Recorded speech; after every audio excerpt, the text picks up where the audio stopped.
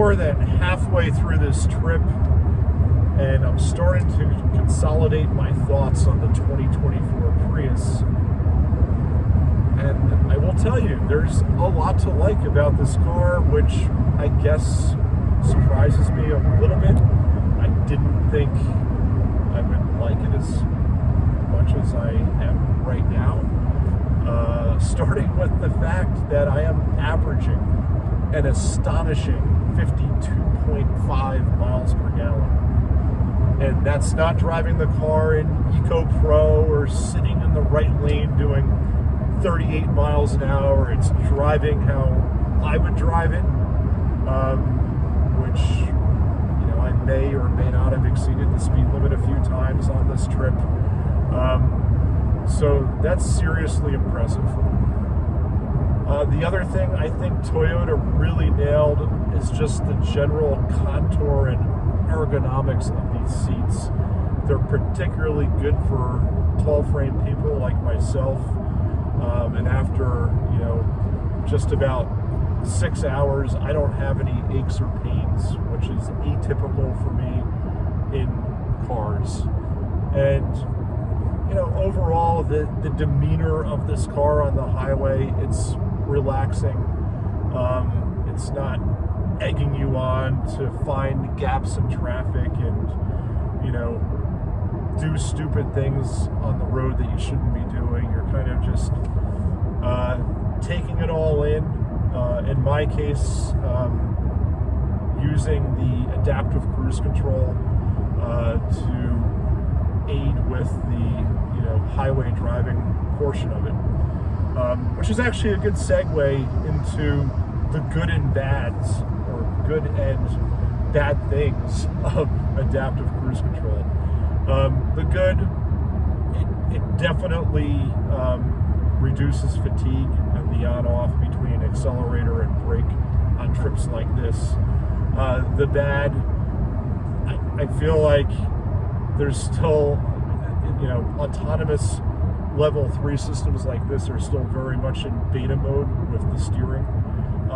There's a lot of wandering around as the car tries to find center of lane, particularly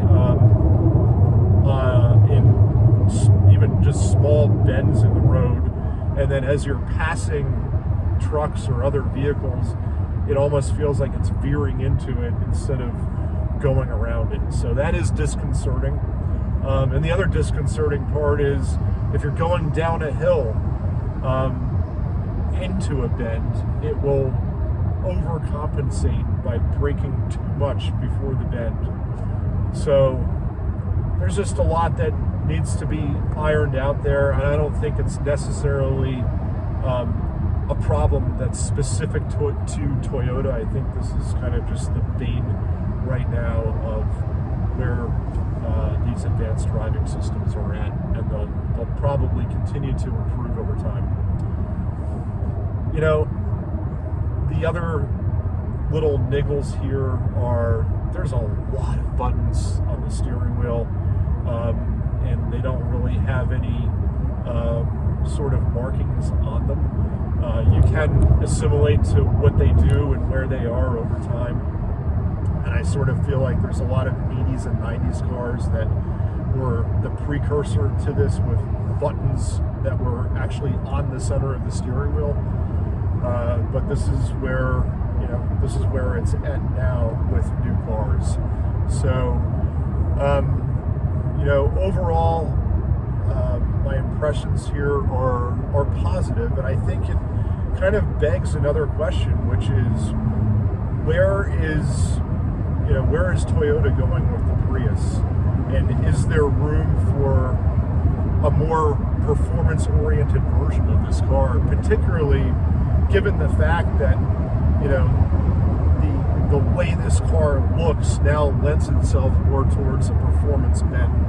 And could there be a, let's say, GR Prius, like, you know, the GR Corolla or the GR Yaris that you have in Europe, with you know, a real automatic transmission, better suspension, better brakes, the same hotted up 3-cylinder turbo that's producing north of 300 horsepower, or maybe a different version of this motor.